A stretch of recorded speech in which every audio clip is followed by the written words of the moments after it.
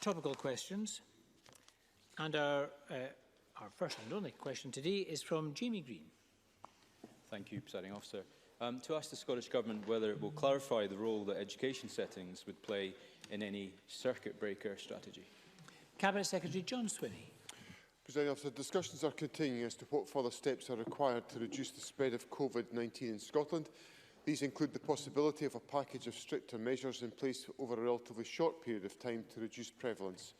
If we decided to implement any such package, keeping education settings open would continue to be a priority. We will look carefully at current arrangements, but given the low levels of transmission in such settings, I would not expect the measures to impact significantly on the guidance in place for children, young people, learners and staff in our schools, childcare services, colleges and universities. Jamie Green. Thank you. If I read that response correctly, I think it is to be welcomed, because the reality is that thousands of children have undergone significant disruption to their education already this year. And I think parents watching this will be looking for comfort and I think direct reassurance that schools will not experience any additional closures out with those which are either already planned school holidays or closures which are reacting to localised virus outbreaks and management and control. Can the Cabinet Secretary in his further response offer that direct reassurance? And can he also confirm that if any current proposals around school closures will also apply to all education settings, including nurseries, colleges and universities? Cabinet Secretary. Presiding Officer, the Government has worked very hard with our partners to secure the reopening of education services for in the early learning sector, in schools, in our colleges and our universities, because we recognise the enormous benefit that being in full-time education brings to children and young people within Scotland. So it is an absolute priority for the Government to ensure that our education settings remain open. We will obviously have to follow public health advice in relation to any particular localised virus outbreaks, but I hope from what I'm saying to Parliament today, members of the public will take reassurance that the Government is absolutely focused and committed to ensuring that we maintain our education settings as open on a full-time basis, and our planning and our actions will be designed to support that objective. Jamie Green. Again, I thank the Cabinet Secretary for that further reassurance. I'm slightly reading between the lines. I'm looking for perhaps a more direct commitment that there will not be school closures out with of either planned school holidays or localised outbreak management if there is any further national restrictions. It goes without saying that any circuit breaker strategy or proposal will cause significant disruption to people's lives, particularly those with children. And I think the Deputy First Minister will also be aware of the need to command the confidence of this Parliament and the wider public in any such restrictive national measures. So can some further confirmation be given that when coming to any conclusions on new measures, that the impact on parents' ability to work, if childcare or education is disrupted, will be taken into account in that decision-making and indeed mitigated against? That disruption to education will be kept to an absolute minimum in any nationwide restrictions? And finally, will he commit to publishing the scientific evidence or data that is driving these decisions so that elected members of this place are able to properly scrutinise, debate and ultimately vote on any further nationwide restrictions before they are introduced? Cabinet Secretary. There's a lot in that question, Presiding Officer, and quite a lot of it I've answered already by giving the clarity that the Government attaches the absolute priority to the reopening, to maintaining the school and education environment as being open on a full-time basis. I would remind Parliament that Scotland was the first part of the United Kingdom to restore full-time education to all pupils, and I want to keep it that way. Now, Mr Green asks about the parliamentary processes that are undertaken.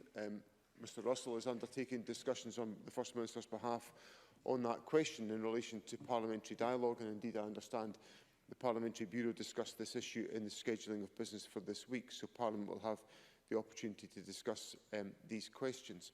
And of course the First Minister will make a statement to Parliament tomorrow on the next stage that we have to confront. Now, Mr Green asks about the publication of information as if somehow the information about the pandemic is a secret. There is a huge amount of information that's published on a daily basis about the level of cases. There are 800 new positive cases today. 800. That is a very significant increase on where we were a few weeks ago, and the number of positive cases have been of that order for some considerable time. So I don't think it's in any way a secret that the pandemic is accelerating within Scotland. We have taken action already to try to stem that rise. There may be a necessity for us to take further actions, and of course Parliament will hear from the First Minister tomorrow and will be able to discuss and to consider any issues that flow from those announcements tomorrow. Claire Adamson to be followed by Jamie Halker-Johnson. Thank you, Presiding Officer. The Scottish Government has been clear in its commitment to strike the right balance of measures, most importantly to control the spread of the virus and save lives, but also to ensure that our schools are able to remain open, which will allow, we know is both vital for the development and the well-being of our pupils.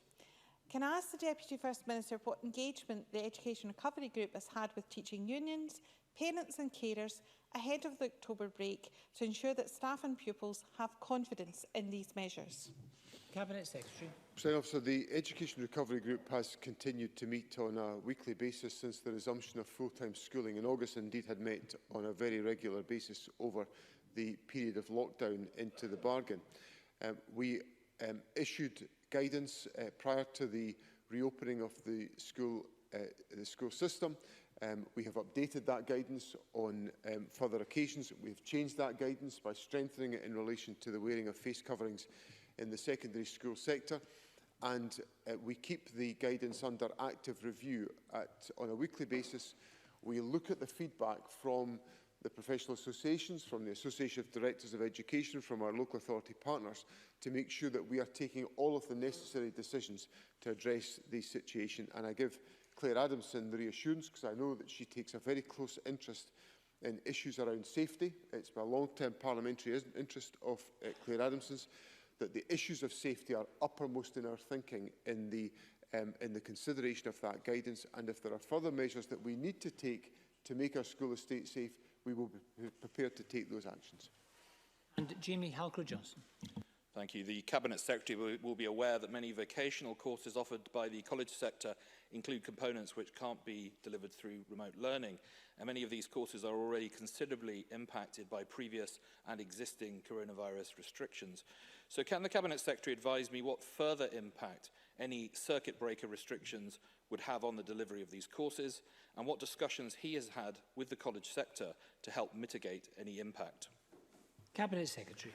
Obviously, it's our determined effort to minimise any impact on learning and teaching. And indeed, the maximisation of learning and teaching opportunities is a very significant priority for me, and it weighs heavily on some of the decision-making I'm taking on other questions.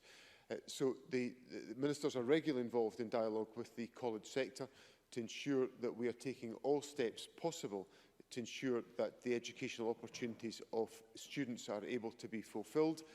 The college sector, like universities and schools, have adapted significantly in the way in which they deploy their courses to meet these challenges, and we will continue to support that work. Of course, we have taken a number of practical steps through the distribution of resources for digital access to make sure that that individual circumstances are not a barrier to access to those resources and those capabilities, and we will continue to keep all measures under review to ensure that that remains the case.